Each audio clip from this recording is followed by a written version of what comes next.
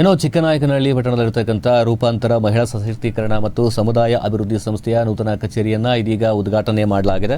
ಚಿಕ್ಕನಾಯಕನಹಳ್ಳಿ ಮಹಾಲಕ್ಷ್ಮಿ ಬಡಾವಣೆಯಲ್ಲಿ ನೂತನ ಕಚೇರಿಯನ್ನು ಉದ್ಘಾಟನೆ ಮಾಡಲಾಗಿರುವಂತಹದ್ದು. ರೂಪಾಂತರ ಮಹಿಳಾ ಸಶಕ್ತೀಕರಣ ಮತ್ತು ಸಮುದಾಯ ಅಭಿವೃದ್ಧಿ ಸಂಸ್ಥೆ ಸಾಕಷ್ಟು ಮಹಿಳೆಯರ ಪ್ರಗತಿಗೋಸ್ಕರ ಹಲವಾರು ಕಾರ್ಯಕ್ರಮಗಳನ್ನು ಆಯೋಜನೆ ಮಾಡಿ ಇದೀಗ ಅಭಿವೃದ್ಧಿಯ ಪಥದಲ್ಲಿರತಕ್ಕಂತಹದ್ದು. ಕಾರ್ಯಕ್ರಮದ ಉದ್ಘಾಟನೆಯನ್ನು ನೆರವೇರಿಸಿದ್ದಾರೆ ಸಂಸ್ಥಾಪಕಿ ರೂಪಶ್ರೀ.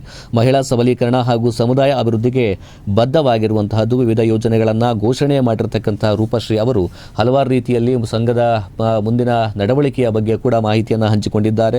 PRO ಪ್ರೀತಮ್ ಸಂಸ್ಥೆಯ ಉದ್ದೇಶ ಹಾಗೂ ಕಾರ್ಯಗಳ ಬಗ್ಗೆ ಮಾಹಿತಿಯನ್ನು ಕೊಟ್ಟಿರತಕ್ಕಂಥದ್ದು. ನಿರ್ದೇಶಕಿ ಪ್ರತಿಮಾ ಮಹಿಳೆಯರ ಸ್ವಾವಲಂಬನೆಗೆ ಹೆಚ್ಚಿನ ಆದ್ಯತೆಯನ್ನು ನೀಡಲಾಗ್ತಾ ಇದೆ. ಸಮಾಜಮುಖಿ ಕಾರ್ಯಕ್ರಮಗಳ ಮೂಲಕ ಜನಸೇವೆ ಮಾಡತಕ್ಕಂಥ ಸಂಕಲ್ಪವನ್ನು ಈ ಒಂದು ಸಂಘ ಸಂಸ್ಥೆ ಹೊಂದಿರುವುದರ ಬಗ್ಗೆ ಮಾಹಿತಿಯನ್ನು ಹಂಚಿಕೊಂಡಿದ್ದಾರೆ. ಪ್ರತಿ ಮನೆಯಲ್ಲೂ ಹೆಣ್ಣು ಮಕ್ಕಳಿದ್ದಾರೆ. ಅದರಲ್ಲೂ ಹದಿಹರೆಯದ ಹೆಣ್ಣು ಮಕ್ಕಳಿಗೆ ಈ ಏನು ಗರ್ಭಕಂಠದ ಕ್ಯಾನ್ಸರ್, ಸರ್ವಿಕಲ್ ಕ್ಯಾನ್ಸರ್ ಅಂತ ಅಂತೀವಿ, ಇದು ಇತ್ತೀಚಿನ ದಿನಮಾನಗಳಲ್ಲಿ ಎಲ್ಲರಿಗೂ ಕಾಣಿಸ್ಕೊಳ್ತಾ ಇದೆ. ಇದಕ್ಕೆ ಉಚಿತವಾಗಿ ವ್ಯಾಕ್ಸಿನೇಷನ್ ಕೊಡಿಸ್ಬೇಕು ಅಂತ ಹೇಳಿ ಸುಧಾಮೂರ್ತಿ ಅವರು ಧ್ವನಿ ಎತ್ತಿದ್ರು.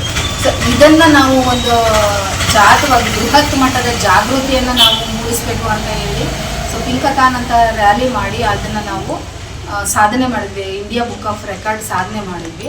ಪ್ರತಿ ಮನೆಯಲ್ಲಿ ಇರ್ತಕ್ಕಂತಹ ಹೆಣ್ಣು ಮಗಳು ಆದ್ರೂ ಇಡೀ ಕುಟುಂಬವೇ ಒಂದು ಬೆಳವಣಿಗೆ ಆಗುತ್ತೆ. ಇಡೀ ಕುಟುಂಬ ಬೆಳವಣಿಗೆ ಆಯಿತು ಅಂತಂದರೆ ಹಳ್ಳಿ ಬೆಳವಣಿಗೆ ಆಗುತ್ತೆ. ಹಳ್ಳಿಗಳು ಸಮೃದ್ಧಿ ಆಯಿತು ಅಂತಂದರೆ ದೇಶ ಕೂಡ ಮುಂದುವರೆದ ದೇಶ ಆಗ್ತಾ ಇದೆ. ಇವತ್ತಿನ ದಿವಸ ಮುಂದುವರೆದ ನಮ್ಮ ಭಾರತ ದೇಶ ಅಂತ ಇದ್ದಾರೆ.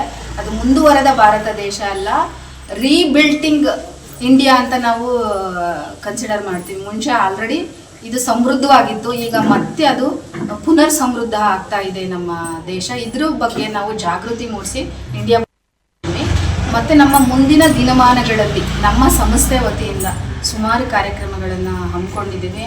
ಅದು ಕೂಡ ಸಮಾಜಮುಖಿಯಾಗಿ ಸಮಾಜ ಸೇವೆಗಾಗಿ ಇರುತ್ತೆ. ಇನ್ನು ಸದ್ಯದಲ್ಲೇ ನಾವು ಒಂದು ಆಂಬ್ಯುಲೆನ್ಸ್ನ ಇನ್ಸ್ಟಾಲ್ ಮಾಡಬೇಕು ಅಂತ ಅಂದ್ಕೊಂಡಿದ್ದೀವಿ. ಆಂಬ್ಯುಲೆನ್ಸ್ ಸರ್ವಿಸು ಮತ್ತು ಡೆಡ್ ಬಾಡಿ ಸ್ಟೋರೇಜಿಗೆ ರೆಫ್ರಿಜರೇಟ್ರು ಹಾಕಬೇಕು ಅಂತ ಅಂದ್ಕೊಂಡಿದ್ದೀವಿ. ಹೀಗೆ ಮುಂದೆ ಮತ್ತು ವಿಶ್ವ ಪರಿಸರ ದಿನಾಚರಣೆ ಅಂಗವಾಗಿ ಕೂಡ ನಾವು ಒಂದು ಕಾರ್ಯಕ್ರಮ ಹಮ್ಮಿಕೊಳ್ಬೇಕು ಅಂತ ಇದ್ದೀವಿ. ಇದಕ್ಕೆ ಎಲ್ಲರ ಸಹಕಾರ ನಮಗೆ ಬೇಕಾಗುತ್ತೆ. ಹೀಗೆ ಮುಂದೆ ನಾವು ತಿಳಿಸ್ತಾ ಹೋಗ್ತೀವಿ ನಮ್ಮ ಮುಂದಿನ ಬೆಳವಣಿಗೆಗಳನ್ನ, ಮುಂದಿನ ಪ್ರಾಜೆಕ್ಟ್ಸ್ನ. ಈ ದಿನ ನಾವು ಈ ಇಂಡಿಯಾ ಬುಕ್ ಆಫ್ ರೆಕಾರ್ಡನ್ನು ನಾವು ಇಡೀ ನಮ್ಮ ಟೀಮು ನಾವು ಅಚೀವ್ ಮಾಡಿದ್ದೀವಿ ಅಂದರೆ ನಮಗೆ ತುಂಬ ಸಂತೋಷ ಆಗಿದೆ ಈ ವಿಚಾರದಲ್ಲಿ.